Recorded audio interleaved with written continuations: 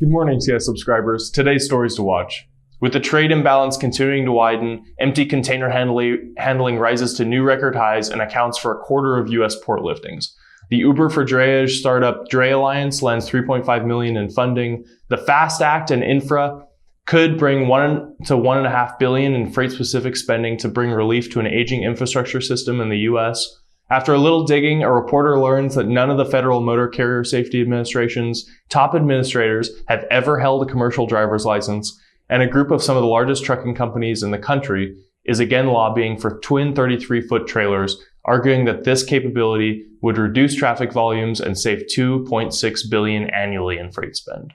National volumes continue to jump, up 6.2% on the week so far, and up to a level that we haven't seen since the Christmas rush was finally beginning to taper off. Rejections are continuing to decrease this morning, where all major regions of the U.S. outside the Midwest are seeing falling rejections this morning. Stockton, California captures the top spot on our market list, where we expect rates to decline in the short term this morning, with massive loosening capacity there.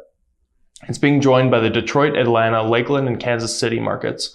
Although rejections are increasing in Detroit this morning, volume flows are indicating that more loads are terminating there than are originating there, so there should be capacity to be found.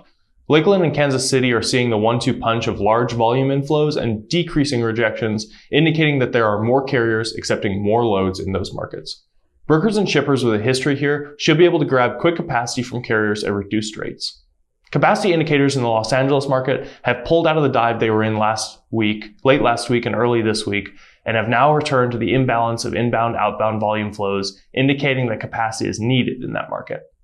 Joining Los Angeles in the markets where we expect prices to increase in the short term are Joliet, Allentown, Elizabeth, Green Bay, and Chicago.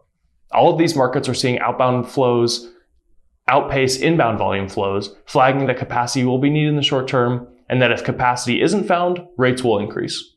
Happy Thursday, everyone, and please share this content with contacts who would find use in it. And as always, don't hesitate to contact us for pricing or market intelligence. We'll see you tomorrow.